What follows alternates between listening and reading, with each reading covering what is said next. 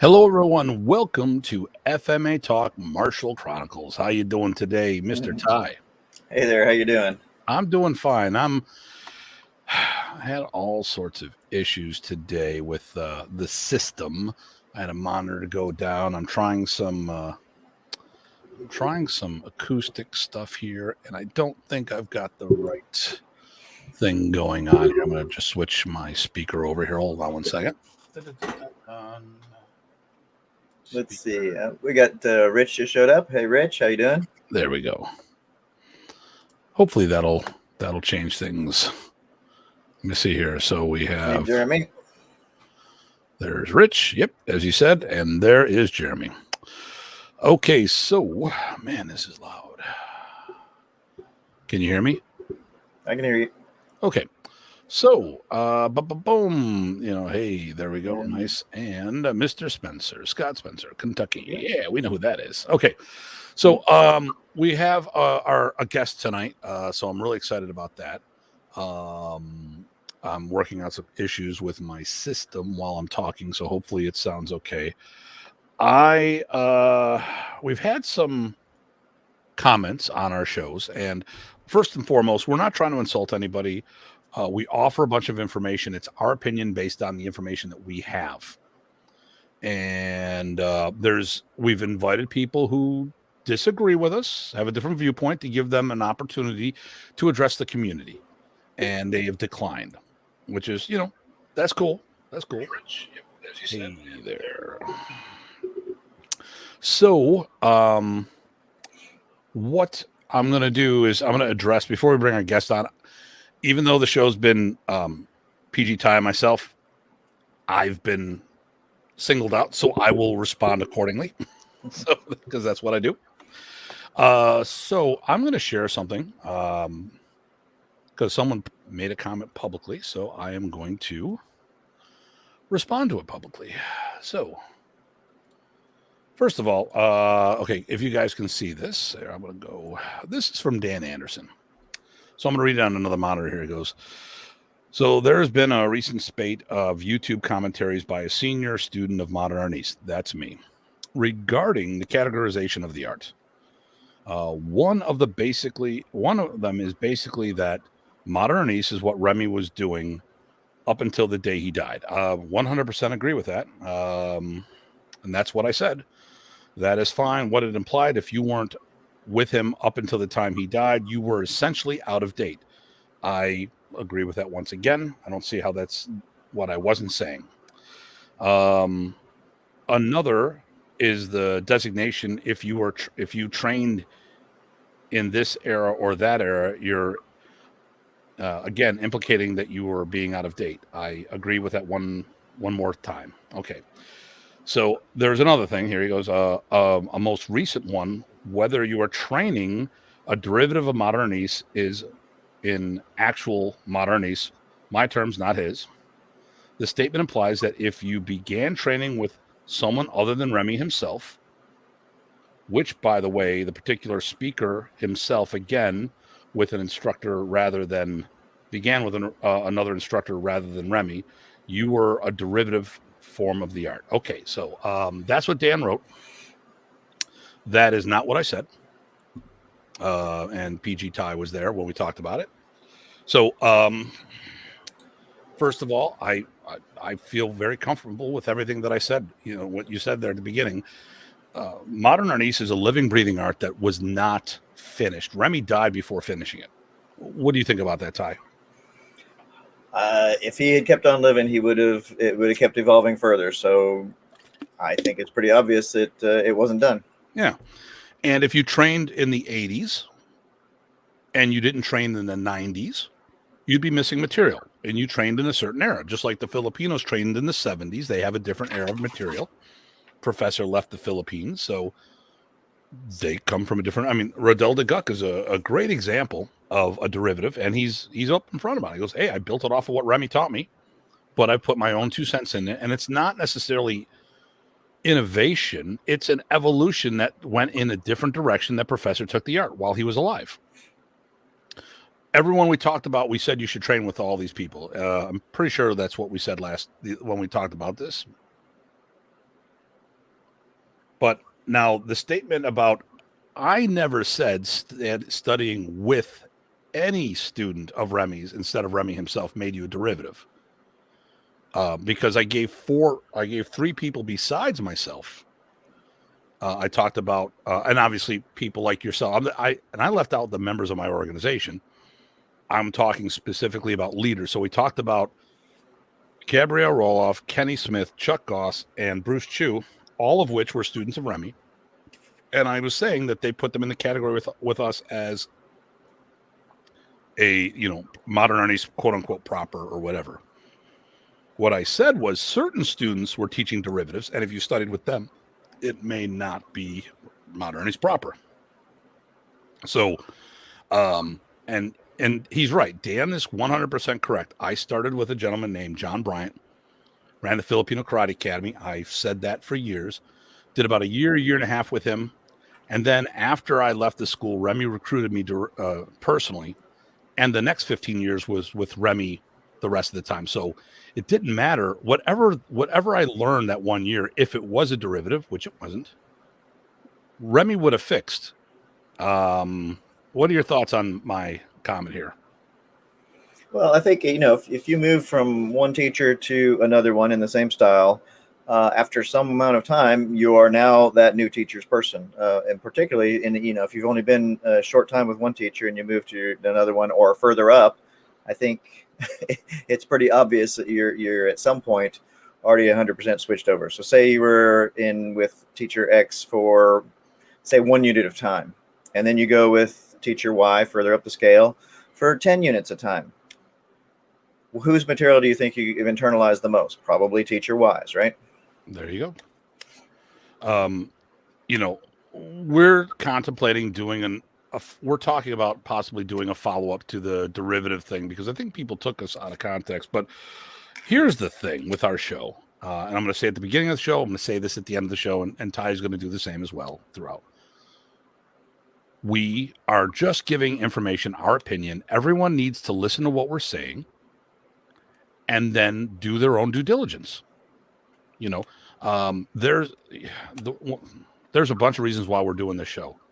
And one of the motivations is during COVID, there's been quite a bit of there's three groups right now. There's FMA Pulse, FMA Discussion, and the Sticks and Blade podcast, which are doing a great job of getting Filipino martial arts in the public eye. Unfortunately, they do not know enough about the martial arts systems or the people they're interviewing to ask certain questions or to keep things on point. And I think some of the information I think there's some incorrect, there's definitely wrong information out there, which, I remember listening to Brian Z on the FMA Digest or discussion, and they talked about the first camp being in 85 in West Virginia. I thought it was Virginia, but I knew it wasn't 85, it was 83. And I looked and they were right. It was, so I learned something from that as well. It was West Virginia, but it was 1983. It was a one-off camp. And if we're talking about history, it's important to get it right. So there's definitely some miscues here and there. I think some are unintentional, just a lack of information or knowledge. I think some of it is misinformation that is either interpreted wrong or chosen to be interpreted wrong. So we're just another source of data. Everyone needs to listen to what we're saying and then do your own work. I don't think you should take anyone for gospel. And when we talked about it, it was specifically about the classifications of all the organizations. We said you should look at everybody.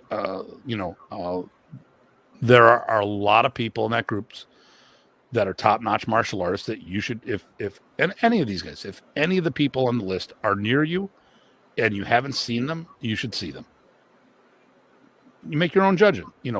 It doesn't matter whether people think they're good or not. You need to see people, talk to people, and make your own decisions. Some people think I'm great. Some people don't. Some people think Ty's a nice. Actually, everyone thinks Ty's a nice guy. But the first part of this show is we're going to be addressing things of this nature, questions or statements from the previous shows. Once again, Dan Anderson here misquoted me here, and if it comes back down to his system, his MA80, well, let's be blunt. His system's a derivative. I think we may or may not have categorized that. But if that's what he's talking about, if we're talking about like that modern, if we're talking about MA80 and let's say Brian Zelwinski's Tawa, if it's modern Arnis, then why the rebranding? It's if it's really modern Arnis, it should just be called modern Arnis. Calling it MA80 because it's your evolution and all this other stuff. Saying Tawa, you don't do modern Arnis anymore. Tawa's what represents me. You can't have it both ways. It's either you're doing the art or you're not doing the art. As we talked about Praesis Arnis in the one episode, real plain, this is the open hand, this is the standalone program that Remy would have wanted. I did modern Arnis as a standalone system where everyone else was doing it, the art within your art. That's a fact. That's not me making shit up. We've talked about it. It'll come up again. But every modern Arnis school that I know of in the States, besides the one I started in, it was in another system. And even my instructor, who I started with, John Bryant, he was doing Aikido. Then he got into Fighting Back Institute, which was Don Zangi, the person who brought it into Buffalo, and he had a Kenpo Arnis program. But he took the stuff out when he got on his own, but still, obviously, he'd have some leftover DNA from this, that, or the other thing. So, let's see. I'm gonna close this down. I'm done sharing. Stop sharing. Go back into this one right here. And let's see here. Sam says, hey, Datu, what's wrong with PG Tye? Sam, what's up with that? Sam. And then we have, hey, look at these two hotties. Good. He must be looking at a different screen. He's got a different filter on it. Hey, Jeff. And then Mr. Owens, how we doing? And Jeremy, the definition, would Praesis be derivative? My thing's in front of that. Okay. It says, would it be a derivative even though modern is the base, which I think we sort of talked about on what is Praesis Arnis, but you maybe roll it up real fast. And then, hey, Craig, listen, I don't look at my program as a derivative because there's also something there. And since you have a guitar there in your thing, this actually is a perfect time to talk about this. Listen, it's not about the moves. How many different bands play the same notes? How many orchestras play the same notes?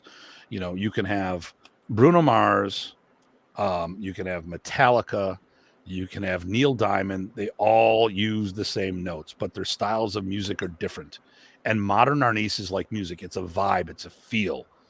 And Praesis Arnis is Remy's vibe done as a standalone program, because that's how Remy taught. Remy taught me a lot more than what he taught the others because he filled in the blanks that was missing for me. He taught me open hand combatives that he didn't teach at other places because other places built it on their karate or their taekwondo and their jiu-jitsu. Boom. Okay. Now I'm speaking his language. So I think and Ty, what do you think? If we're talking about, because I know you're talking to some people about this as well, would you like akin it more to a music where it's more of a feeling than it is about the notes? It's about the interpretation of the music and the style? I mean, that works for me. For me, I guess the point is that, yes, it's a living art. Yes, Remy evolved it as he was going, and he also wanted to make your own. I think there's room in that discussion to talk about differences and what they mean. And there's room for preferences as well, right? Mm-hmm. Some differences are going to be not palatable to me. Some differences I might like and you might not. Yeah. And some may feel like, to me, part of what Remy was doing. And for you, from your perspective, you go, oh, wow, that doesn't fit. I think there's room for that discussion because it could be really interesting. And I think, at least what I'm thinking about, is that's sort of where I'm coming from. So we can all figure out what we're doing. And that's the key. We want to discuss things with people. So once again, we would love for people to be on the show. More and more people. And that being said, and of course, I've guilted Sam, and he knows he's going to kiss your butt, by the way.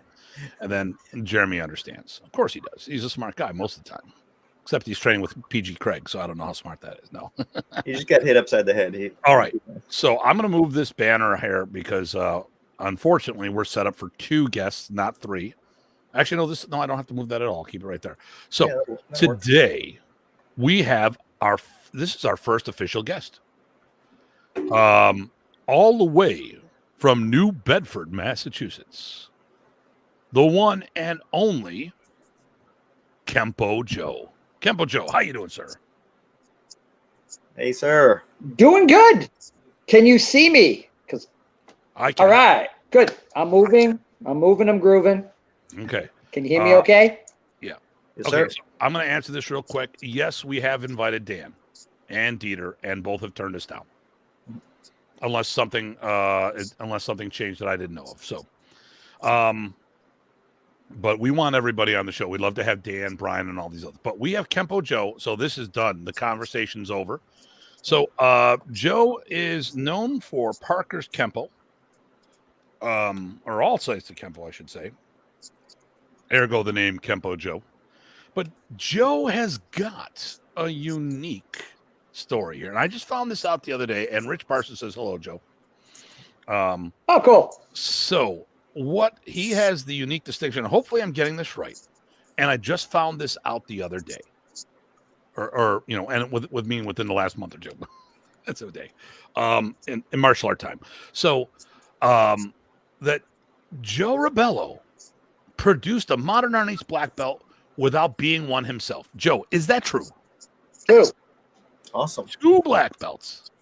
True. I wish to God I would have known that, because we knew each other back then. And had I known that, I would have went to Professor. I would have petitioned for you to become promoted to black belt, because I was a fixer back then. And I was an ambassador for a lot of people that didn't have a direct pipeline to Professor, and they didn't feel comfortable talking to him about things. Because, you know, a lot of, you know, he wasn't an old school respect guy per se. You know, he always would tell people off the mats, call me Remy, call me Remy, call me Remy. But, you know, coming up in our culture, it's kind of hard to call people Remy when we're used to calling them Master, Grandmaster, and all these other things. But so who are your 2 black belts you produced, my friend? Sure. The 2 people that I had promoted through Professor were Tim Gillette, who Professor Priestess was grooming to be someone heavily involved in the system, and another gentleman was Mike Antunes, who was a former Marine and correction officer, and both of them went on to become instructors in their own right and produce students and black belts as well. Nice. Now, and let's make sure we're all on the same page, everybody. We're not talking he produced his own black belts as in his own curriculum. He produced black belts that RPCs, which we like to, I coined the phrase, Remy Prices certified. So these people were graded by Remy, correct? Yes. Well, actually, one was, and unfortunately, Remy died just before my student Michael was going to test in front of him. So unfortunately, he tested in front of Jeff Delaney and Lisa McManus, and you know, because who was available at that time. Okay, so but he got all the way to brown. But you had okay, so you had 1 black belt that tested specifically for Professor Prices. Oh yeah, and the other one tested all the way to brown with Remy. Yeah. I mean, and don't get me wrong. I want to make sure this is from a historical point. I really don't care who promoted him after Remy died. I mean, because you know, because we're specifically talking about Remy black belts, not WMA black belts, not IMAF black belts post Remy. But so you produced a Remy Prices certified black belt without being one yourself, and then you promoted a Jeff Delaney black belt without being a black belt as well in modernities. Well, like I said, I wouldn't call him a Jeff Delaney black belt, even though Jeff did promote him. Like I said, the lion's share of the work was done with Remy. However, of course, as we talked about before, you know, he was unfortunately, you know, no one expected Remy to die, you know, in 2001, you know. None of these black belts were Remy Prices black belts. They were your black belts. But they're RP. So I've butted heads with people on this, and they just don't. I'm constantly coming up with new definitions, terminology, because some people, you know, they look at my wall and I see they have all my black belts up on the wall, and up to 2000, they all tested in front of Remy. Sure. I've produced 20 of them of different degrees and stuff like that. And they said, well, they're Remy black belts. I go, no, they're my black belts. They're Remy Prices certified. They tested in front of Remy, and Remy did the grading. But the first 20 are all Tim Hartman products with the Remy Prices seal of approval. So that's what I talk about RPC. So only one of your students has the RPC black belt. Yes. And and that's and it doesn't matter who certified them. You were the one that produced both those students, right, anyway. So, you bet. But exactly. You have the distinction of having a Remy Price's certified black belt without being one yourself. That's unique. When was this done? When was his promotion done, or when did I start with Remy? No, when did you do that promotion? I'd have to pull out the paperwork. I got a copy of the certificate, but I'd have to look. Yeah. Well, I mean, I would say a good 5 years before Remy passed. Okay, at least. There you go. And I was going to say I have to look at the paperwork. I didn't know it was going to be 2020 and investigative reporting. My gosh! But no, I mean, but okay. So, so did Tim get any other certification from Remy, or just his Lacan? I really have to double check. I want to say he got his Lacan Sa.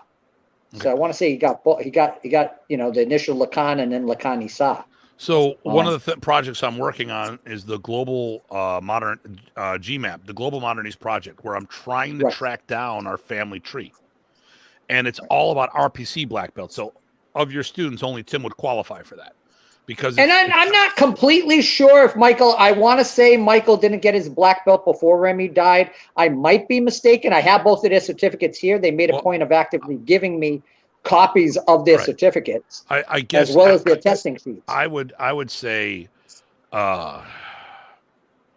it's not about when Remy died. It's about when he stopped teaching. Remy stopped teaching in October of 2000. So if the promotion happened after that, unless it was at the Philadelphia camp where Remy did show up at the last minute, then anything after October of 2000, after October of 2000 would have been done by the students and not the professor. And even in the Philadelphia camp, Remy didn't run anything. He just showed up last minute, popped in, and so whatever was going to happen that day. The cool thing is, those who did show up were able to test in his presence. But let's get into this. How did you meet Remy? Let's start with that. It's actually a great story. In 1985, I started studying with Ed Parker in 1983. And then in 1985, we were at a seminar at Tony Cogliandro's school in Saugus, Massachusetts. And at the time, the Ed Parker Double Club form, which became Form 7, and then the Double Knives form was pushed up to Form 8, but it wasn't existing at that time. So I asked Mr. Parker, I said, who would you recommend for stick work? In the use of sticks, and without a moment's hesitation, he instantly said Remy Price's. So it's like, okay. So at the time, there was a group in upstate Massachusetts that were running Professor Price's seminars, and that was held by Dave Hoffman. So I contacted Dave Hoffman and made arrangements and went up to Beverly, Mass, and went to go train with Professor. So when I first met Professor, he was like, "Oh, why are you here?"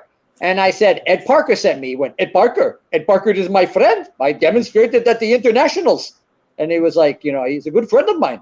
So I started to train with Professor. Yeah, I do. Yeah. If you had really trained with Remy for any prolonged amount of time, we all have a Professor imitation, Bruce Chutnick does a great one. I would say we would all have. No. We wouldn't have great ones. We'd all have the same crappy imitations of Remy, but it was still badass to have it. But it's also the phrases. Like I was never big on the just do it. That's Bram and that's those guys. Just do it. I was never a big just do it guy. I didn't get a lot of that one.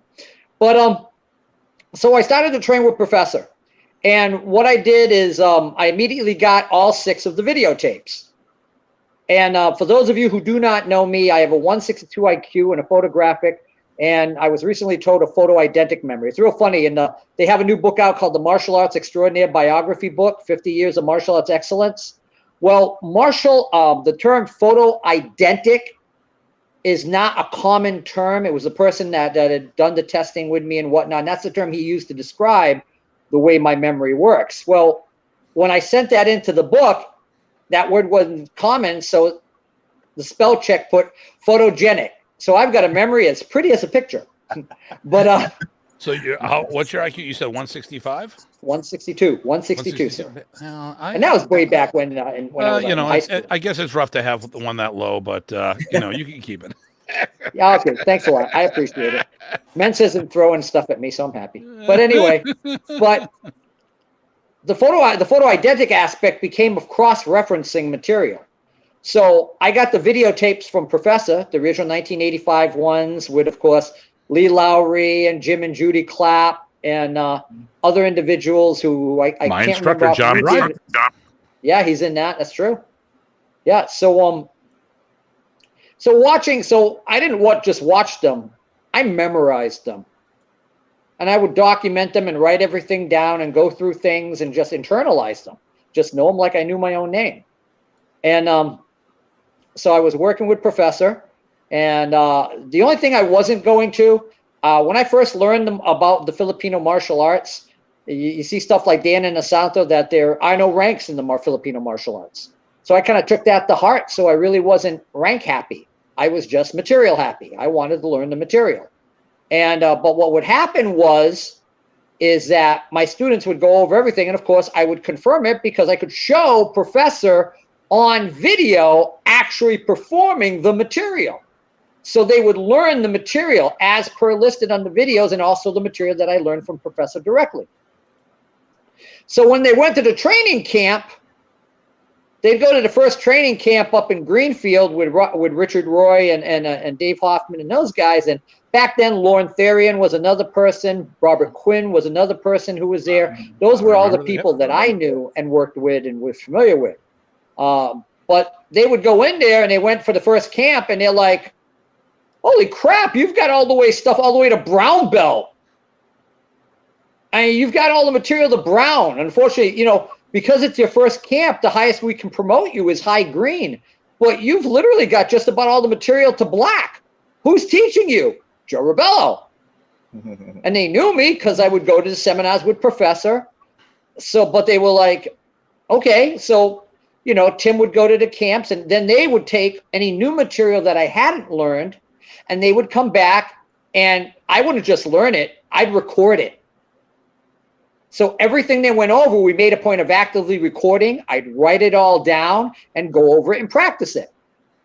So this way I was catching up on all the material that I didn't have previously from the videos. So, as they progressed, I would encourage them. I've studied so many martial arts. I mean, in my lifespan, I've learned over 60 martial arts in my life. Chinese, Okinawan, Japanese, Korean, Filipino, Indonesian, and American martial arts. So I'm constantly learning and would work with other people in other Filipino arts. And one of the other major influences for me was a gentleman by the name of Rene Navarro. And there was one of my Kung Fu sisters from the Wu-Tang group from Northern Praying Mantis Kung Fu and Chen's and Wu's and Yang's Tai Chi Chuan and Baji and Piqua and Mizong. She had met with Rene through the New England Institute of Acupuncture, which he later became part of the faculty of and taught there for many years. I believe he's still active there. But he had studied Arnis Lanada from, again, Maestre Lanada, and he also learned Arnis Abanico Lapunti from Oned Chunabe. So that was my introduction into the Northern styles. So let's learn the complete counteractive technique from Southern styles and moving in close to using the traditional longer stick, and the Northern style and the more traditional Southern long reaching stances and the reverse triangle footwork and drawing the cat in the diagonals. And, that was a reverse triangle footwork. That was whole new. But it was great because it showed the antithesis or the counter to various actions, but also gave you a more well-rounded appreciation of what modern Arnis was and how it worked and how it functioned. And later on, I would work with people in Balintawak and Sarada Eskrima and Kali, but always modern Arnis was the base. You had to learn the modern Arnis curriculum from me. So the one thing I found that wasn't prevalent that I had from Ed Parker was vocabulary and terminology.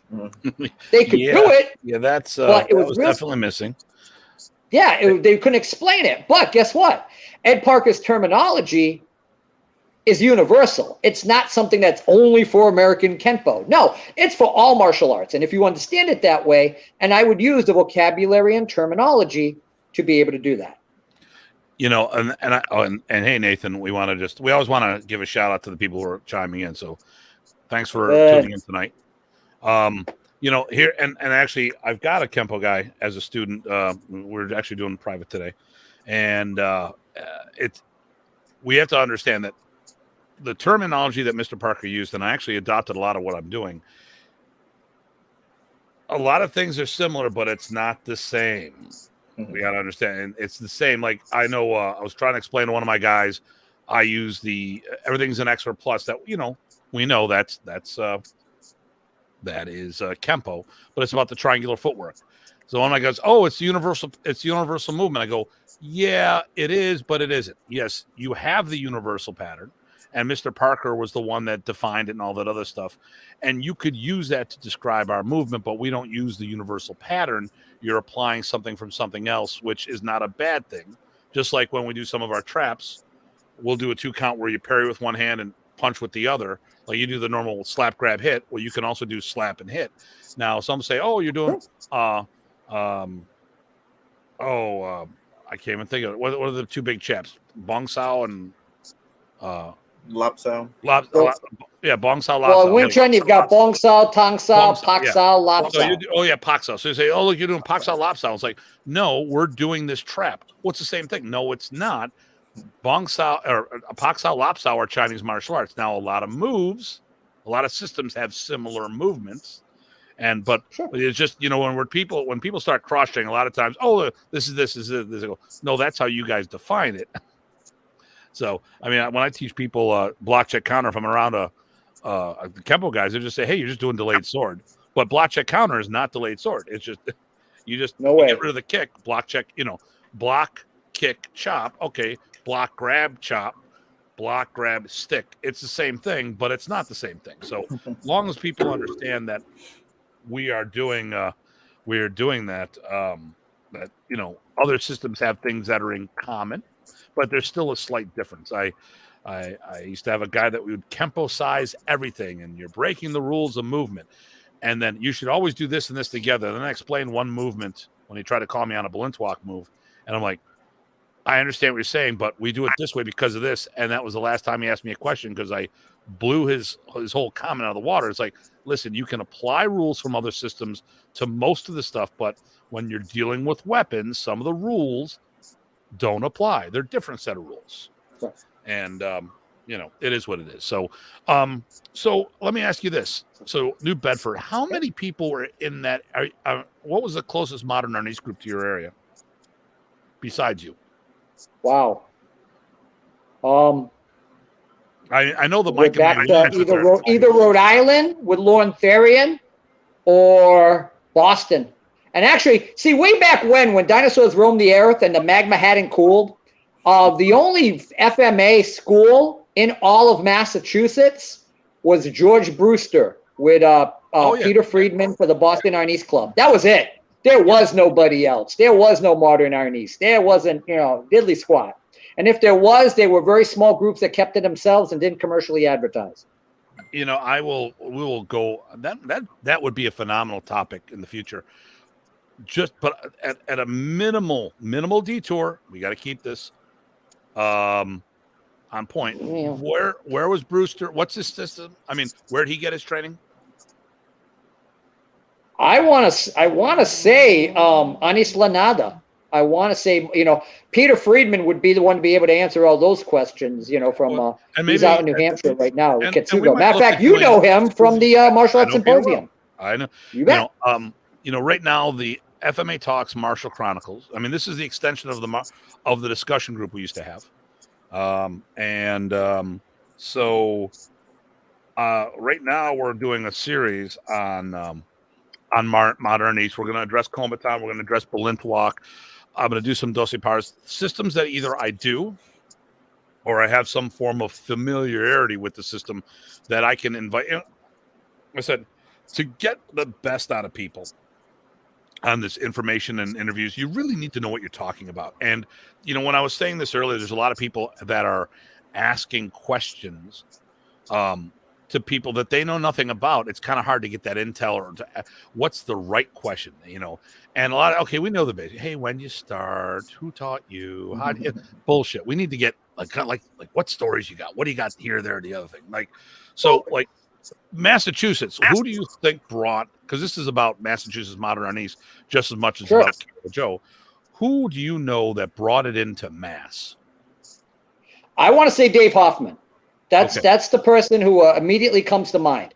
When you talk about who brought Remy in, Dave Hoffman comes to mind. You know, it might have been Bob.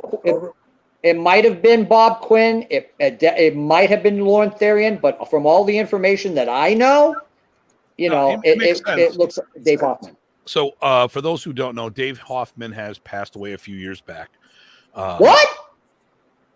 We'll talk. Whoa! Dave died? When did this happen? A few years ago. We'll talk about that. It's okay. So Dave was one of the vice presidents of the organization.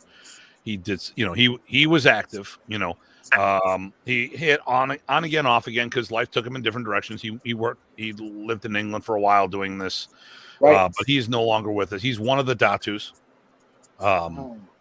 So, and we are going to do a Datu show. I think we'll do like an everything show. We'll definitely do a Datu show. I'm not sure about the order anymore because more information has come up and it's changed, but it doesn't matter. There were 6 of us, and really that's all that matters, you know. But David's been he's been gone for a couple of years now. Wow, a few years now. Well, we'll talk about that. It's not something I like talking about. No, I understand. Well, I wanted to talk about, since you were mentioning about asking the right questions and knowing the right information. You know, one of my big claims to fame is having one of the last video interview ever done with Professor Priestis. You had a very good interview with Professor. Well, again, the classic phrase, knowing what to ask. Yeah. And by watching that video, and, you know, thankfully with Professor, his responses to me, you can tell we knew each other. It wasn't a matter of, oh, you are this Joe guy. No, we knew each other for years. So I knew what questions to ask and had followed his career for many years. So when we did the interview, matter of fact, as of today, that interview has been quoted in no less than 6 different books as of today. Well, I will say this. For those who don't know Joe has a huge, he's done martial art interviews for decades. 31 years. What? 31 years. 31 years. Phenomenal library of interviews. And this, you know, we're getting the show better. This is episode 4, you know, so I want to make sure that we get your information out there. But we're going to start doing more info cards that we can flash on the screen, and, you know, how to reach Joe Rebelo. But we'll talk about that later. But and then make sure you give it to me. What I'll do is, because this is on YouTube. So sure, I'm watching it now. Right. For some reason, my phone has frozen. Okay. So I actually had to turn on my TV and watch you guys watch you and me on YouTube. Okay. So what'll happen is I'll go in later, and I'll be putting in descriptions below. I'll make sure we have all your contact information, and send me what you want, and I'll make sure it goes. There's actually 2 YouTube channels that I have. So on these videos, they will both have this document. You know, have contact information for more information on Kenpo Joe. So did you go to the camps? No, it was the one thing I never went to. Ironically, you know, people are like, "Why did you go to the camps?" I don't know. Money was tight. I was busy teaching. I was working 2 full-time jobs, so it was very difficult for me to go. But I always told my students, you write down everything. You record everything. I don't care if you got to go out into the stinking hallway and practice it and write it down. You come back and we share, because I give you all this information above and beyond. So come back and, you know, share the wealth. And that's what they would do. And not only would I write it down, I'd record it. Right. So we go over the material. We learn the rest of the años. I have años all the way up through 8 documented. We'd go over the toppy drills when they were first introduced. You know, there's 12 forms, right? You know, You know, there's 12 forms. No, I only knew there was 8. I learn a new thing every day. That was the joke, because there's 12 because you have to count the stick forms. Oh, the 4 años. Yeah, the 4 stick años. Yep, got those too. Yep. Although I was in London, Ontario, I picked Remy up from Chuck Goss's, and we were going to do a seminar in Toronto, and I was opening up for him. And some guy was trying to tell all this stuff, and we spent the night in London, Ontario, at this guy Uncle Mike's house. So Janice was there, I was there, the whole London crew was there. We were all going to drive up to Toronto, and Laura Holmes was hosting Remy and I together. So we're talking, and so Remy's talking to the women in the kitchen, talking about, hey, how's your family and all this other stuff, and the guys are in the other room talking about martial arts, because we're stupid, we should be hanging with the ladies, but whatever. So Remy was having a good time, and they're talking, and all of a sudden the guys go, well, there's 12 forms. I'm like, no, there's 8 and 4, and I go blah blah blah blah blah, and all of a sudden I go, Remy, what Tim? So and so says there's 12 open hand forms. Bullshit. Okay, guys, you heard it from the man. I also played a joke because he came out of the car, and it was a old silhouette van. So he goes in, and I had the remote, and every time I kept playing with the remote door. Oh my god! But I like busting people's chops when they talk, especially like you, who knows better. I love. Oh, you forgot the the stick form, so I just thought it was a little zinger there. I didn't forget any such thing. Yeah. So now I'm looking at a map right now.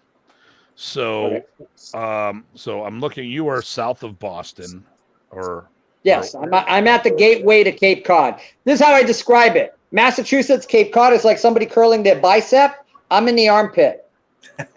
Nice. And Fall River is a zit on the armpit. For people nice. like all that. right, you just had to go there. All right.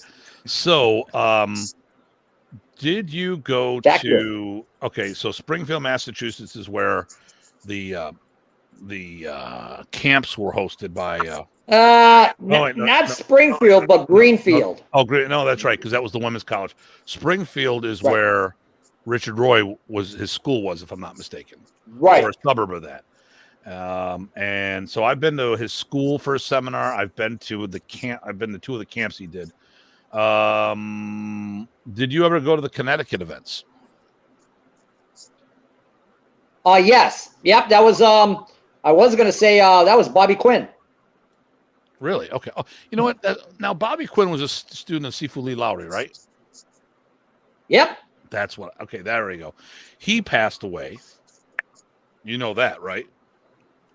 No, I'm finding out they're all dead now. What the hell? That was over a decade ago. Oh, that long ago? Wow. Yeah, I mean, Bob Quinn moved down to Atlanta. Well, I knew Bob died. But not Lee Lowry. No. I said Bob Quinn. Oh yeah, I knew it when Bob passed. Yeah, I knew within 24 hours after Bob died. Yeah. Dude, you're trying to make me kill people off. I'm not killing. I'm not trying to be the murderer. You're trying to be the murderer. It's Ty's fault. So, Ty is the innocent bystander. Leave this man alone. Okay. I didn't kill anybody. There you go. Yeah, we've heard that line before. Exactly what I would say if I killed people. Yep. Aha.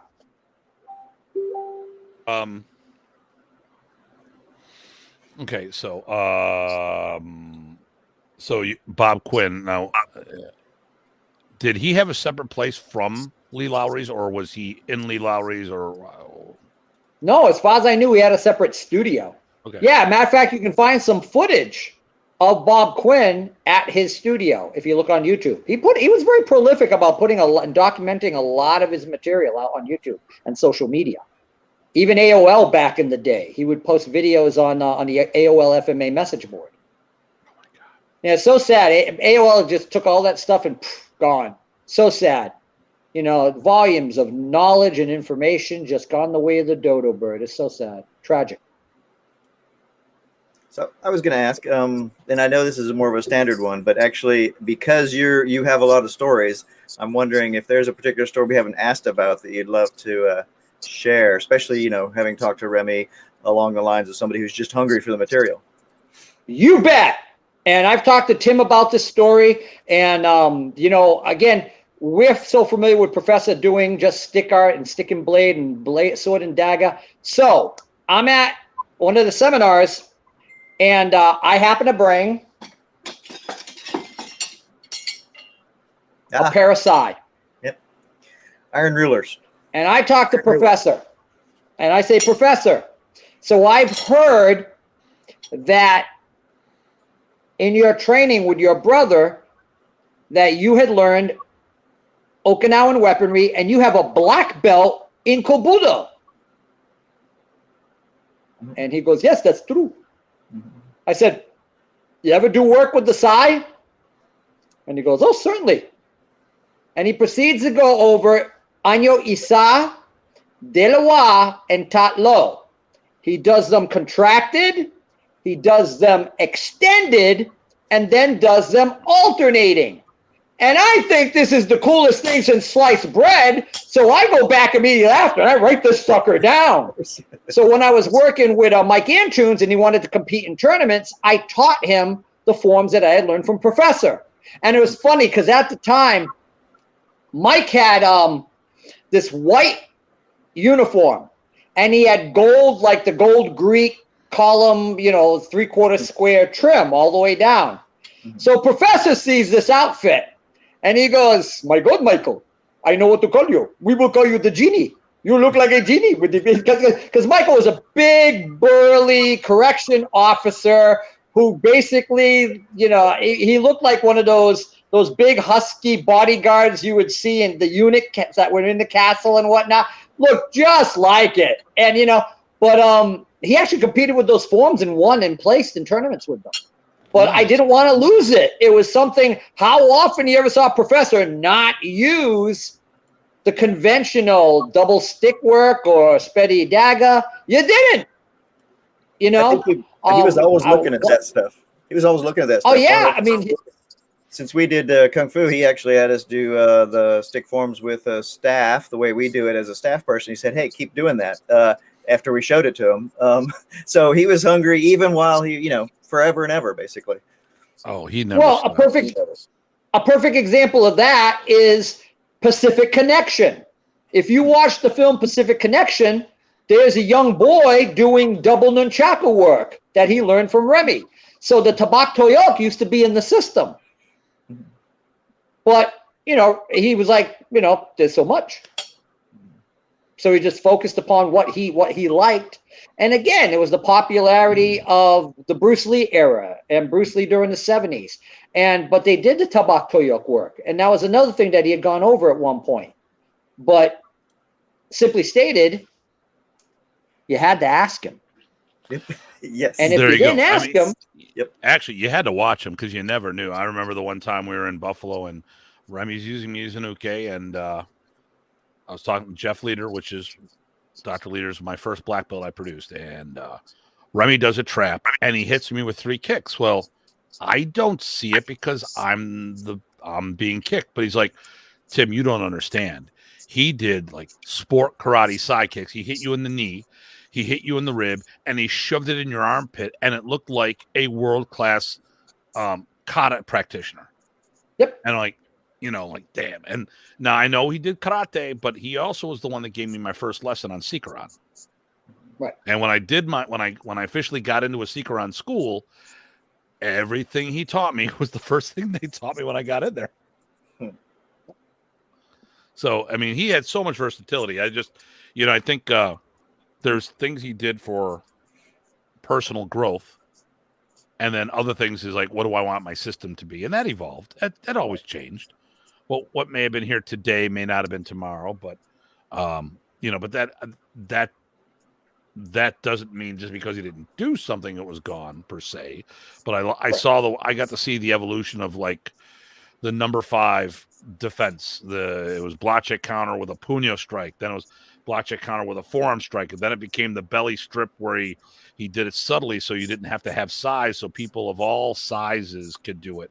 I mean, I got so there's it's accessible by all, men, women, children, big people, small people, and everything in between. And I felt very fortunate to see some of that evolution. And I mean, how often were you seeing him at the time?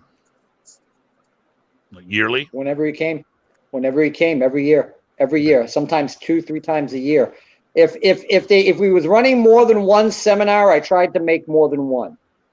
There'd be Beverly, there'd be Greenfield, and if my car wasn't available, I tried to catch a ride from somebody. Rhode Island, he did seminars in Rhode Island. People unaware, you can ask Lauren Therian about that.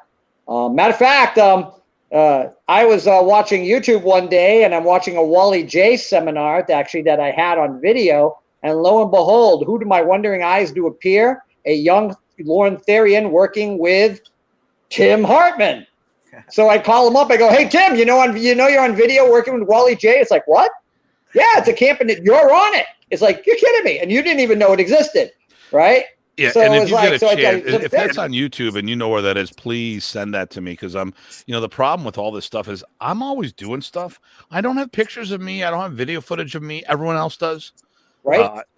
I assisted Dr. G when he came into town, and I've always wanted to meet him. Bumped into people, and there's a school around the corner that we taught at, and I'm like, "Hey, is this you, Tim?" I'm like, "What? Oh my God, oh my God, this is great!" And I got to see stuff. I'm like, usually I set up my camera in my school, but I never get to see stuff when I'm out and about, Right. And hello, Mr. Rob Quinn, Bob Guida. Bob Guida is another guy that would have said hello if you would have said hello when you're in Buffalo. He's the Kenpo student of mine that Ben didn't invite either one of us to that promotion. Ben, if you hear this, I felt kind of weird. I was like, and I know they brought me in as a guest to be on the board for that. And that was really the first time I got to see, the second time, because I was there for Robert Cook's promotion and then Ben's. So it was the first time I really got to really see what they do and their orientation. It was very interesting. 2 times in Buffalo, and you didn't visit me, bastard. Well, third time's a charm, because I'm going to your camp either in August or October. So I'm going to go to the camp. Matter of fact, I'm bringing Tim Gillette with me, so we're going to be there. Oh, the Kenpo thing. I think that's a scratch. New York is still dealing. No, your Arnis camp. Are you serious? No. The Arnis camp is going to be August. Stop. Arnis camp is the last weekend of August, and the 65th anniversary is in May of next year. Okay. I don't have anything scheduled in October. Thought you did at one point. But I have seminars. Okay. We were supposed to do that big Kenpo thing, but I with a tournament, and I'm in New York, so I don't think that's going to happen. Okay. Well, yeah. All right. So now you push my schedule. Now I got to go running around. I guess I'll have to sell more Remy Priestess interview DVDs. Here we go. There you go. Sell more though. Well, I mean, like I said, I'll be there in August. I mean, come out in August. I mean, here's the good thing. August is still happening. The only downside is the hotel that we're using is booked full, and people waited too long. So here's a lesson to everybody. There's plenty of hotels in their area. It's not booked with us. It's booked because it's the summer. Yeah. There's plenty of hotels, but you might have to drive 20 minutes. That's all. But people wanted to get the good rate. I know someone to call. She just called me the other day and go, they're charging me $250 a night. It was supposed to be $110. No. Well, you know what? Find a hotel at the end of the summer. And they're all, right now, the problem is the person booked through booking.com. They didn't call the hotel, and hotels have these contractual agreements with all these third-party companies, and they can't undo the deal, so right. This is the problem. People, I mean, like I said, you got to, when I see an event, like I'm going to the Gathering, I got to book it this week. The Gathering is Bruce Jutnick's event. So I'll be out there in October teaching. But I gotta get my hotel booked now because it's going to be October. Okay, so let me ask a question. Well, I'll talk to you later about it. And I've got connections in New York where there's a place I can stay at least, so I could always stay somewhere in this event. So I'm good. I'm going to throw this out there. Are you talking about Brian Zawolinsky's event in October? I have no clue. He's doing an event in Connecticut. I'm not. Okay. So I have to check. if that was what you're talking about, I have to check. Yeah. So that's what's going on. I have an interesting Brian Zielinski story, which we will not discuss. We can discussed it once before, but that's okay. Yep. So, let's not go down that path. So, yep. I'm a nice guy. So, Ty, okay. So, I just closed. Oh no, my school closed for the evening. I gotta make sure I say that right. I just gotta lock up. Ty, by all means, you guys can both talk about me while I'm gone. I just got to make sure that it's locked up so no one comes wandering in and just disrupting the interview, which is great when we have a co-host. When it's the two of us, the TNT time. There we go. TNT time. There you go. So actually, so Joe, one, good to have you on here, and it's good to see you again. I can't wait. One of these days, we'll see each other again in real life. That'll be good. And hi Ty, how's my guy? Good to see you. There you go. With it, plus we can nerd out because I think we're both co-brothers in martial arts geekdom and nerddom and all of that stuff. All that stuff. But one of the things that's also neat is, so martial arts is a lot of what we do, a lot of what anything people do, right? People are social creatures. Sometimes it's about the people, right? And you, because you're exposed to so much, I'm wondering, who all you remember from back then that are still around. No, wow, you tilted. Uh-oh. Are you frozen? Did I lose you? Please don't tell me I lost you. Oh, there you are. Okay. Okay, I'm back. Can you see me? Okay. Yep. Sorry about that. I'm on my phone and somebody called me. I'll talk to them later. I have no idea. See. Okay, so anyway. No worries. Yeah, no, so you mentioned some names back then, and some are still around and some are still active, some aren't. I thought I'd throw a name out there, and I'm just curious myself because that's my first teacher, and I think you might know who this is. But I wondered, do you remember back then a guy named Eric Alexander? Not really. Okay. Not really. Yeah. So he was sort of maybe by face, but not by name. Okay. Just curious. What was he teaching? He's for me, he's my first Arnis teacher. The reason I brought that up is I just got in touch with him. Yesterday? What day is today? Yeah, yesterday. I had a great conversation with him, catching up over years and stuff like that. But for those of us who don't, so I never met Bob Quinn. I never met Hoffman. A few people like that. Since to carry memories along for all these people that love Professor's art, do you have any stories you might share from them, or with them, or about them, or things you might remember funny, or anybody else like that who people may not have met? Well, like I said, Dave Hoffman was instrumental. He was the man who used to bring Professor in originally. Before Richard Roy and whatnot, he was the guy, the go-to guy in Beverly. So I'd go to his seminars, and and they were kind of surprised. They were like going, what's this? And it wasn't that there wasn't a lot of Kenpo guys, but mainly they were either from Nick Sirio's orientation or Fred Villari's. And to see a Parker person in there was kind of an interesting twist. And especially being endorsed by Mr. Parker to go train with Remy. Sure. So I remember the first time I ever met Remy, I had this like bright red gi top with a black racing stripe on the side and with the Kenpo crest and all the bells and whistles. I am Emblem Man. You are Patch Boy. One day you too will be Emblem Man. I've got my walking shrine to Mr. Parker these days and whatnot, and other instructors as well in different uniforms. But working with Bob and having fun with him, and working with Dave Hoffman and learning, and the classic phrase, the smell of the burning sticks when we did the Sinawalis till your hair caught on fire. But and really looking at, and also looking at different things I learned from other instructors, and then go back and work with Professor and ask, okay, where's this? Sure. I wouldn't be so bold to say that, but we do the drill, and it was one of, well, since you know that, and then he'd go off. So, like the forward and reverse, and then feeding that punyo, one of the sad things, I didn't get to have Professor demonstrate on me as much as I would have liked.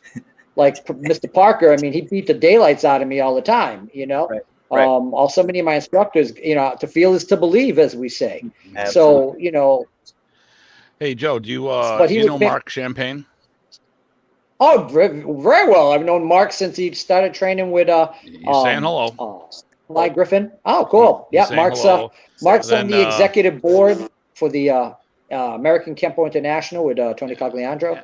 Jeremy thought we were about to do some smack talk, probably because what you're That's hinting because at. That's because you stepped out. So.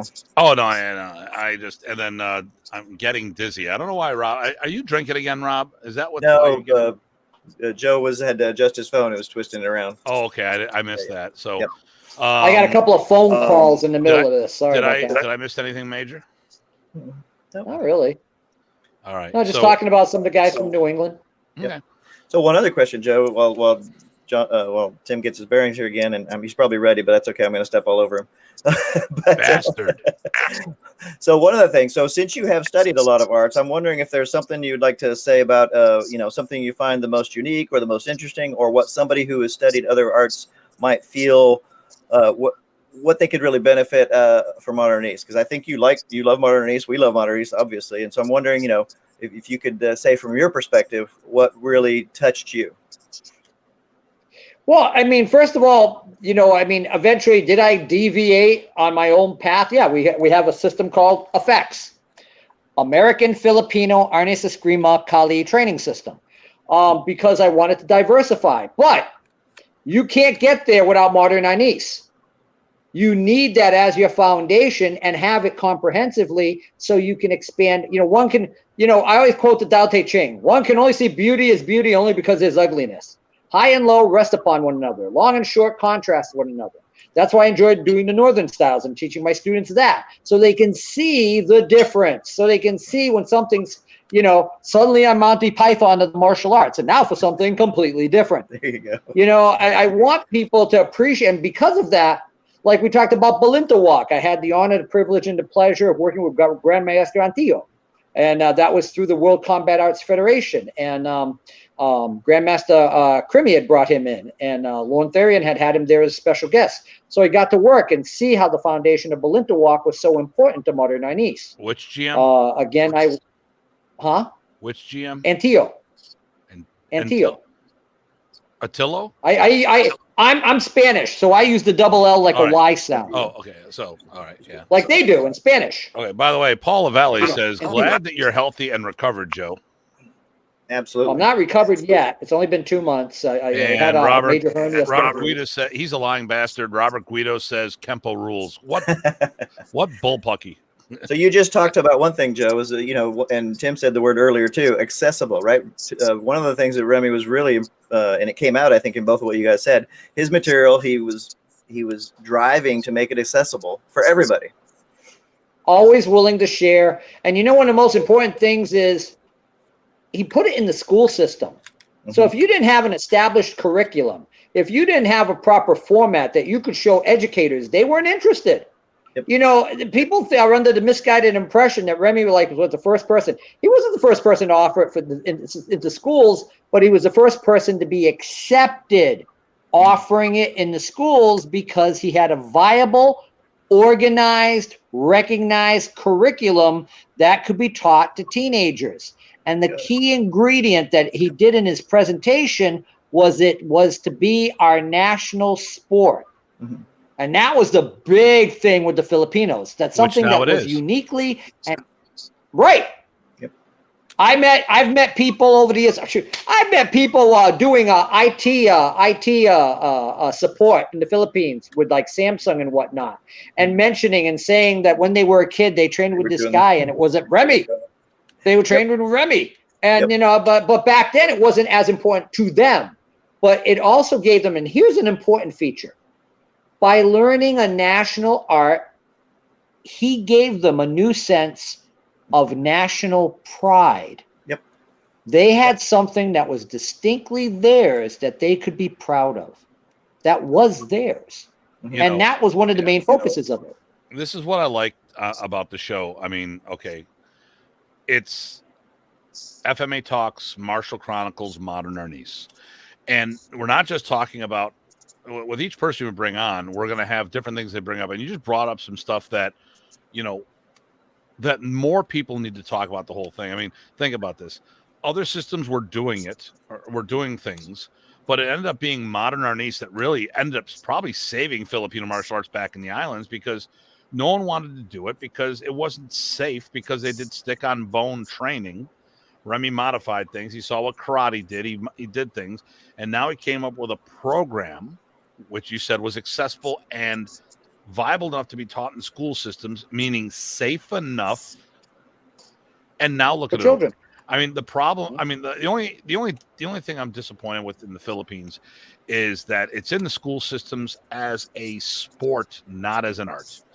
Everyone's, I've talked to some of the teams over there, and they said, oh, I wanted to come and visit them, and like, don't waste your time. I mean, we could show you. I mean, we do Sayaos, and we do competition forms, and we do competition fighting. You could teach us more about the art than we could show you. And it's sad to that aspect. But you know what? The other thing, I've always thought that tournaments are important for any sport, because that's how people get involved. And we're not a tournament school, but we do tournaments. And here's the thing: is I do it on Modern Arnis. I go in the open karate world. I've had regional, national, and world champion titles run through my school based on Modern Arnis. And I don't know anyone who's done that in the open karate field, in the open martial art field. It's been like, okay, so we know people. Modern Arnis has a few WECAF world champions. But how many karate champions does it have? How many point karate champions does it have? How many kata champions does it have? And I've pulled, we've had a whole bunch of them coming through our stuff. So Datu, so Chris Davison says, Datu, PG Thye, Kenpo Joe. Was he at Ben Aldridge's promotion? Was Chris Davison there? Because Chris also gives me this a little. Yes, actually he was. Man. Yeah, actually representing. Now I'm pissed. Now I'm pissed. I didn't invite him. Where the hell was my invitation? Oh my God, Chris, did you? I was, you bastard. Did you get invited, or did you just crash? Actually, I gave. Okay, so if you watch Chris Davison's post, you'll see he's doing a lot of bottle cutting. That's because of me. Because in our tournament league that we started, he is the uber fan of all martial arts, supports everybody. I gave him one of my Talibans as a gift. Okay. Because I kind of invited myself. Yeah, and you do that all the time, but that's okay. Well, but now Chris, I gotta say, Chris spoke very highly and nicely about you. I think it's out of fear. I'll have Chris. I'll have Craig Mason bloody his nose again, because Chris kicks people in the groin. Go figure. A Kenpo, or no, he's not a Kenpo guy. Right. He's a Wana Kenpo guy. And then of course he always gets bloodied. Craig will bloody his nose, and then Chris will kick him in the groin. But here I'm going to share a photo from Chris's Facebook, and if Greenpeace gets upset about all this waste, it's my fault. It's not his. Because I gave him a sword, and now I think we're regretting that. So I got to click on this. Boom. Ah, wow. I saw that picture. I remember that picture. Yeah. It was yesterday. Yeah, I was going to say. So I got to see him go through the laundry bottles, the Tide bottles. I've seen most people just use like either water bottles or like juice bottles, like the gallon ones. What do you think of this layout there, Ty? Well, it makes it Joe looks really good in it, so yeah, it's better. Can you actually make Joe? Hey, that does look a lot better. Yeah, I like that. See, you're the first guest. We haven't done more than, it's always just been two of us here. So, I'm the acid test, right? Oh, so here we go. Yeah, you're on acid, all right. He goes, hey now. Hey, I am not a Timothy Leary clone. Thank you very much. And then Craig has an excellent Sanchin, no groin kick. There you go. Okay. Yet another out of one. Yep. Okay, so I really like this look. Ty, what do you think? For more than two of us. Oh my God, this is great. This is great. Yeah, this is particularly awesome. We get to see all of Joe's cool stuff. So if anyone's interested in doing these things, Josh. just so you know, we're using StreamYard. It is not one of our sponsors, but part of one of the shows I do is FMA Professionals about, doing martial arts professionally. I have I think the only full-time modern knee school in the nation. 5,000 square foot facility. It can be done as a viable force or a viable entity, but you got to get educated. That's what I get. I'm a martial art business white belt, and I've worked my way up the belt rank. But if you ever think about doing any of this stuff, and you too there, Joe, this is called StreamYard. There's a free option. I do the premium one to get the HD, but I like this look a lot. I really like this look. I'm educated the StreamYard through Frank Soto and Coffee and Martial Arts, which I've been featured on no less than 3 episodes. My man, check it out if you haven't seen it. I love Frank. I can't wait till the border opens up. It'll be good to hang out with Frank. Let me see here. What do we got? Excellent. Yeah, no. But what was after that? I know you can only push me away because you care not. Yeah, that it's my name is not Datu Hartman. It's Datu Heartless. I don't know what happened. There was a mistypo, and but whatever. Okay, so you heartless. Yeah, exactly. So So what we got out of this is we're all a bunch of freaks. We like Remy. We had good stories. Wait, we're not done with the most important story. Oh yeah, we touched upon it, but we really didn't talk about it. But hold on. I'm just recapping before we have the piece de resistance. And by the way, sorry to leave early again, but that was Jason Farnsworth, who is also a student of Huck Polanis and attends my workshop. Who I owe money to. Okay. Jason on the public forum. I'm just like, I will take care of it. It's been many months. That way you shouldn't be.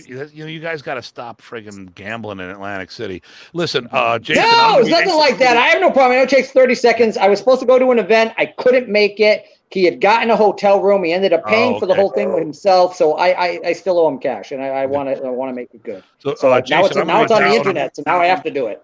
I'm going to be down in Ohio next month. Most likely teaching a seminar. I'm going to be doing some sword fighting and then teaching a seminar on a Sunday, most likely. I just got to work it out with PG Wolf. And I was just kidding about eating your carp. He's eating my carp. Oh, that's not carp. It's a koi pond, you bastard. I don't have carp in my backyard. It's koi. So anyways, we talked about, well, I said, I'm going to set up the last story. I'm going to set up the favorite story. So we talked about you produced a black belt in modern Arnis under Remy Pracis without being one. You got involved with modern Arnis through David Hoffman, and you feel that he was the one that brought it to Massachusetts. And you told some stories behind my back when I had to lock this place down, and you probably talk smack behind me, but that's okay. Chris, koi and carp are not the same. Get educated. Oh my God.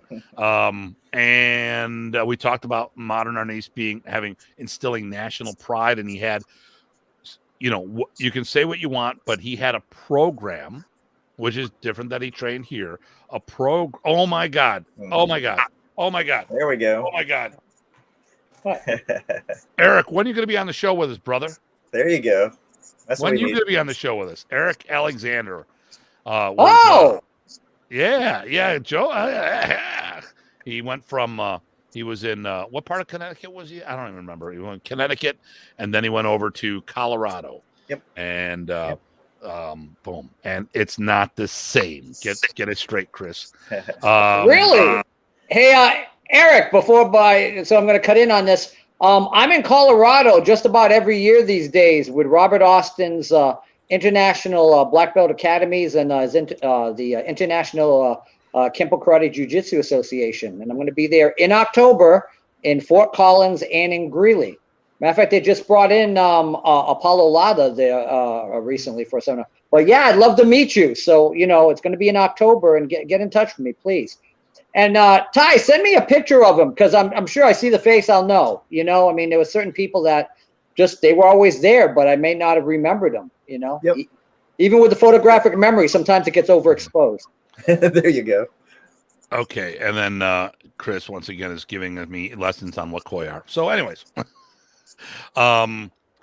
dude, you're in with Bob Austin. they want FMA guys, and you didn't put my name in, dude. And I know Bob.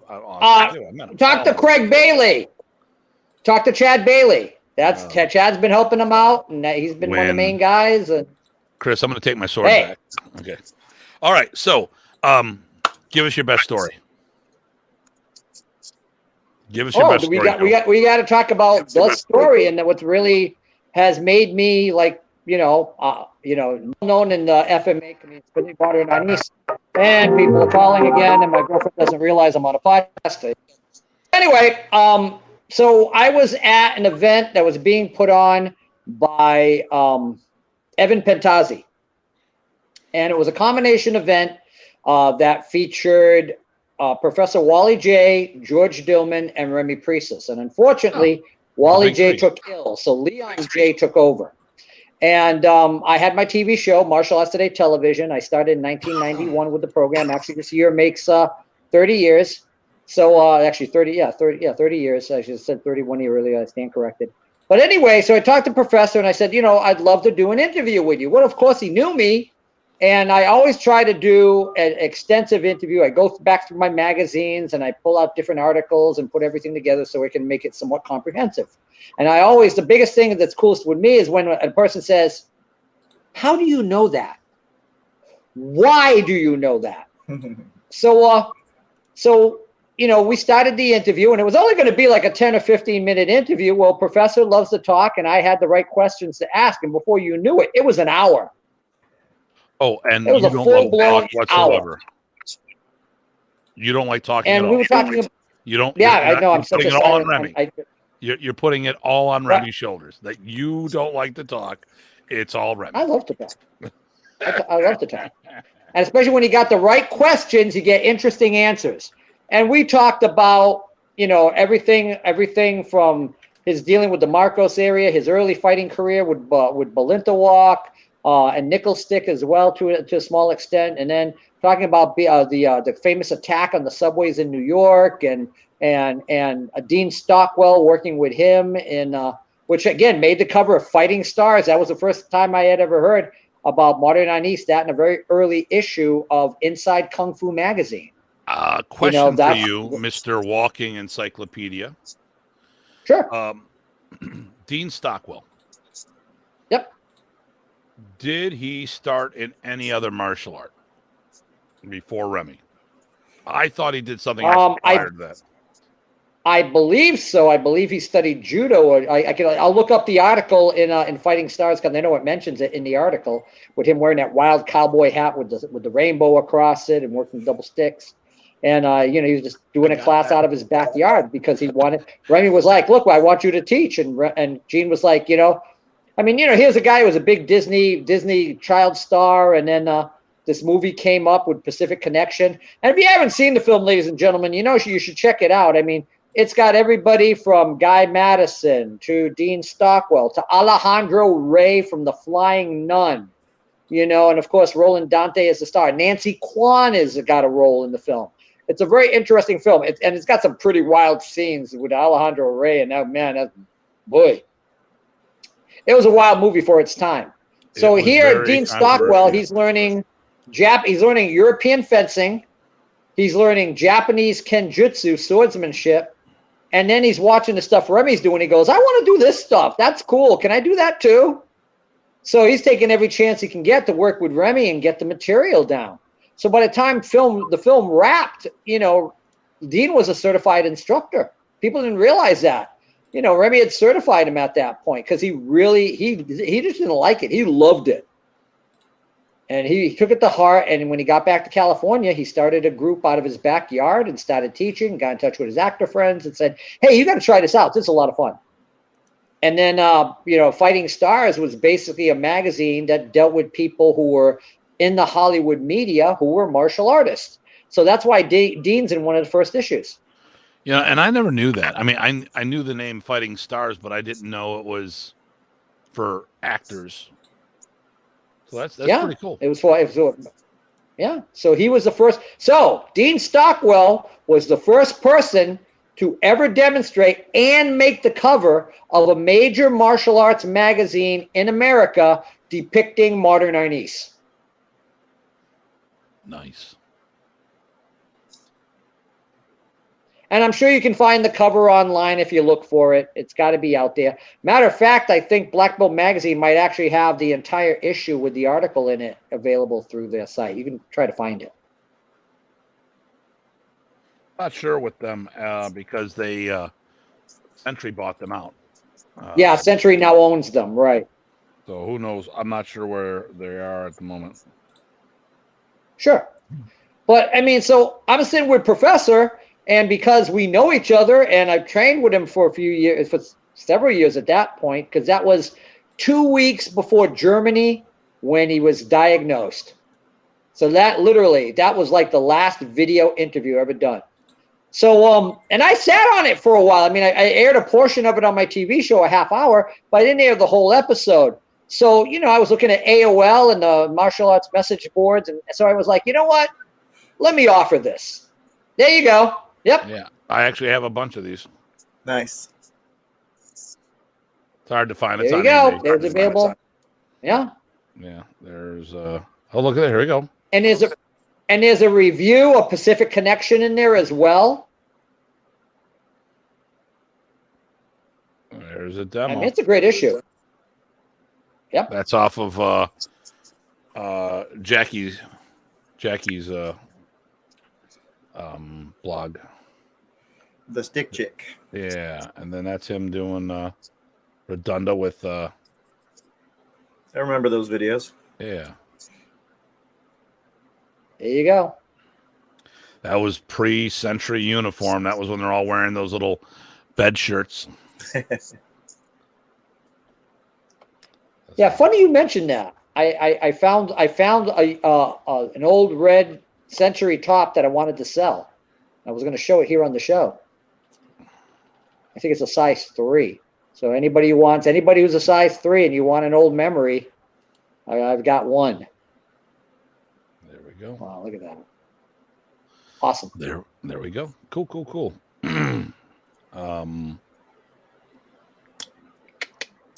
What do we got here? So anyway, oh.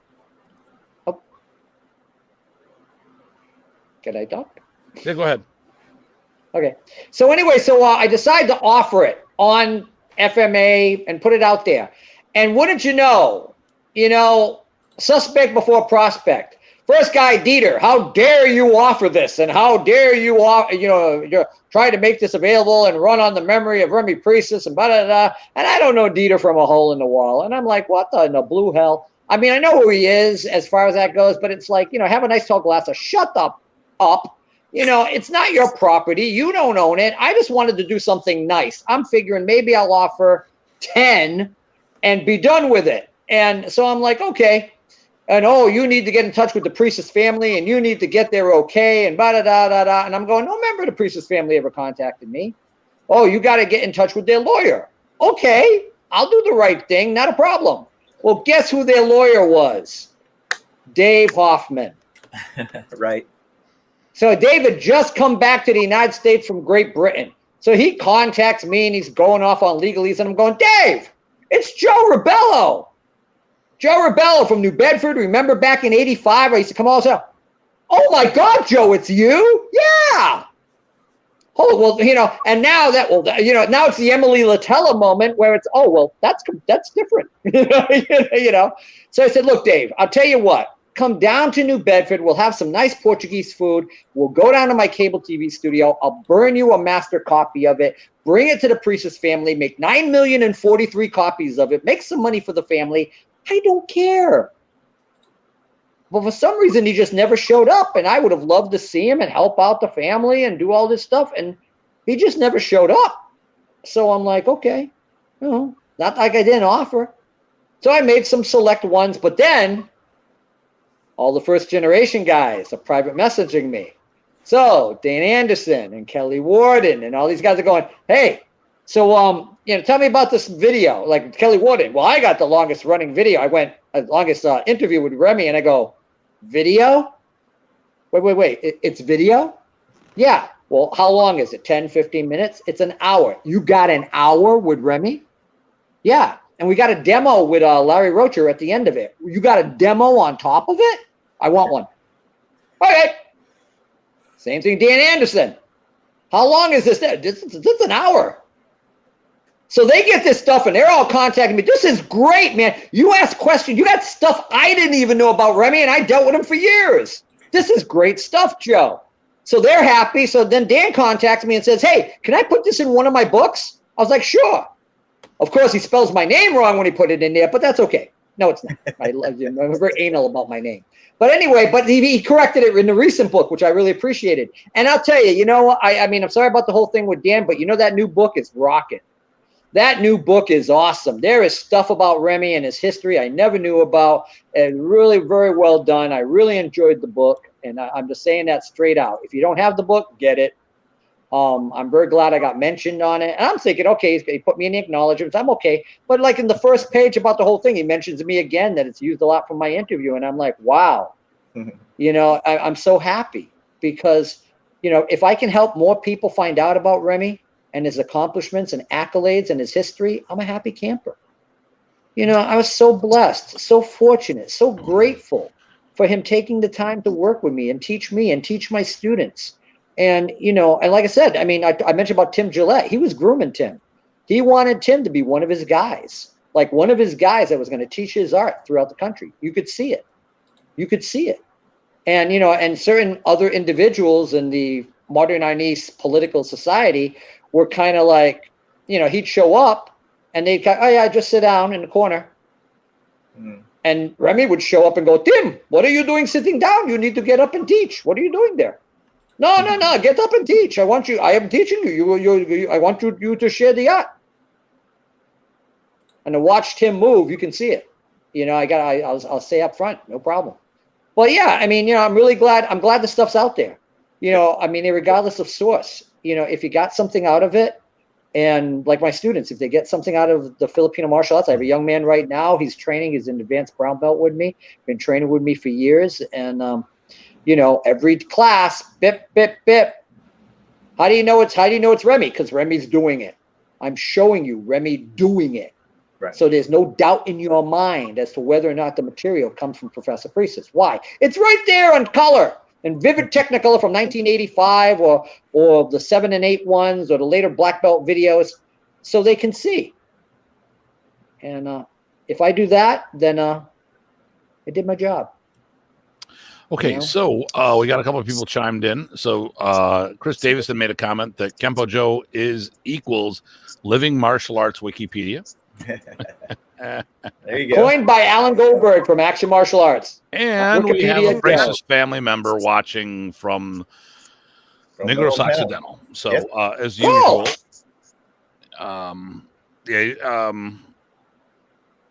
would you pronounce that, Ty? I think Plaridel. I'm not sure. Plaridel. Hopefully we're not massacring your name. That's right.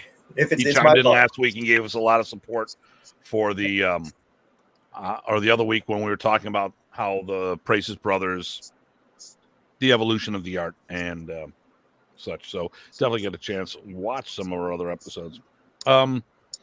So we've been doing this for about an hour and a half. Go figure. Okay. Cool. So my question is, what do you got for us? Do you want me to share that, by the way? Sure, he asked. Well, while you're framing your mind, if you want. Okay, I'm going to share this real quick. Let me. And maybe Eric's still watching, and then we'll convince him to come on. Yeah, Eric, we want you on because you need to talk about how Modernies, your interaction with Modernies in Connecticut, and then how you help getting things going. So, Eric is the gentleman here on the left with the glasses. And then that's Montoya. That's Ty with hair. Sort of. There's Remy. Yeah, okay. I remember Eric. Yeah. Remy wearing the shirt that I designed. Cool. That was in Texas. Mid-90s, something like that. Early 90s. Yeehaw, Texas.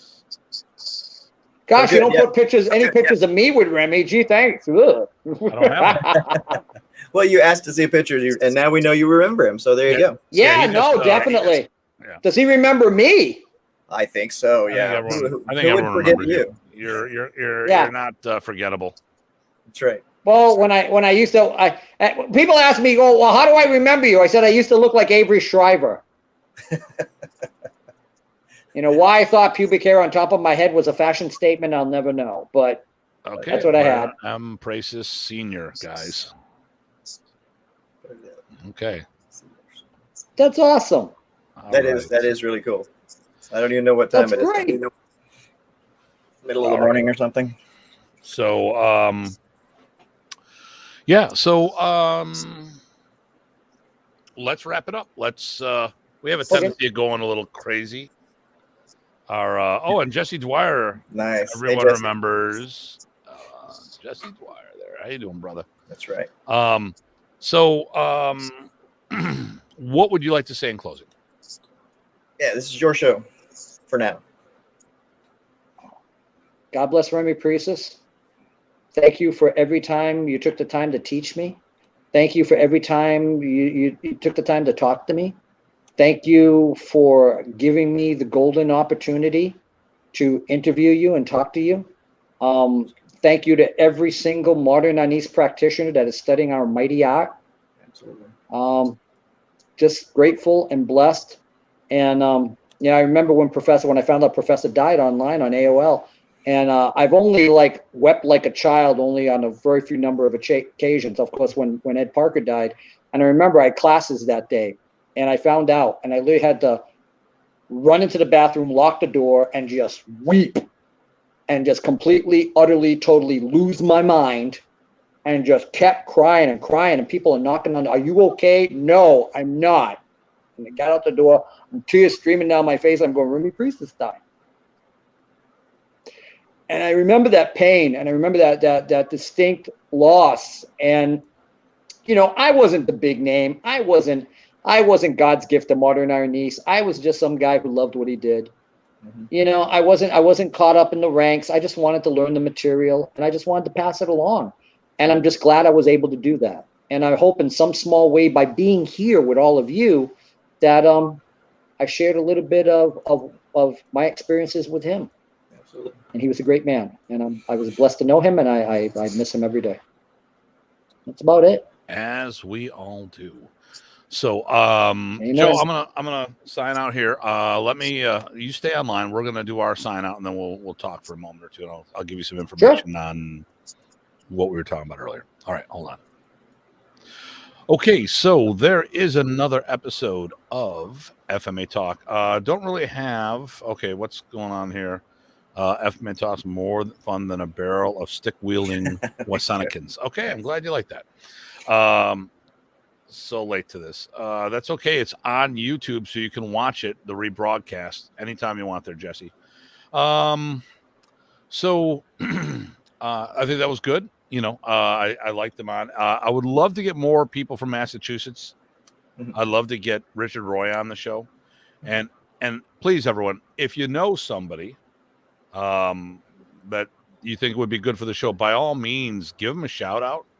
Let them know what we're doing. This is for everybody. This is not, it's not us. It's all of us. And, the big thing here is always good time and great show, gentlemen. Once again, I don't know who he's talking about, but, once again, if you need to check things out, Datu Hartman on a whole bunch of platforms.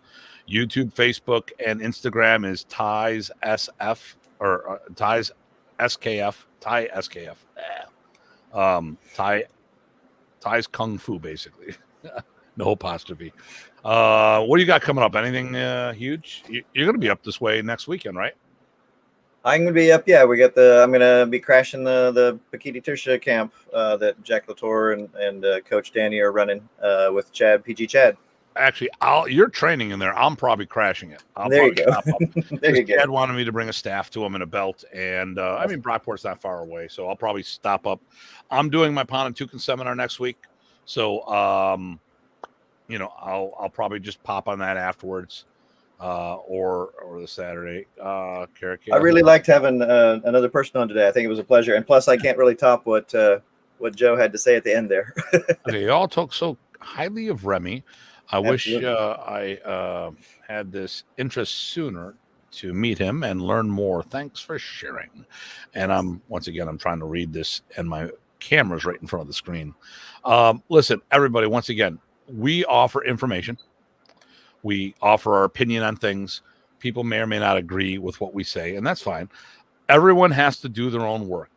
You need to listen to stuff and then check the sources and then decide what you want to believe at the end of the day. We don't have a topic for next week. Did you have anything you wanted to go over next week specifically? No, I hadn't thought that far ahead. Okay. But I do have a topic in 2 weeks. I didn't get to do the graphics. It's been crazy. Yes. But here we go. I'm going to just pull up my calendar real quick while I have this in front of me. On the 16th, the FMAT show will be Modern Arnis and Balintawak Correlation, and we will have Master Rich Parsons of Flint, Michigan, to be part of this. So, longtime student of Modern Arnis as well as Balintawak, and was a senior student of the late Grandmaster Ted Buat, which was also my instructor. The person, when I have a question on Balintawak, he's the guy I reach out to when it comes to our lineage of the Bakan Buat lineage. So that'll be good. That'll be good. What do you got for us? Oh, that's it. I think let's end on that. And I don't see any other Chads hanging, so that's good. Okay. As always, everybody, please stay safe and stay sane. We will see you soon. And once again, just reach out if you got any suggestions. All right. Absolutely. Take care, everyone.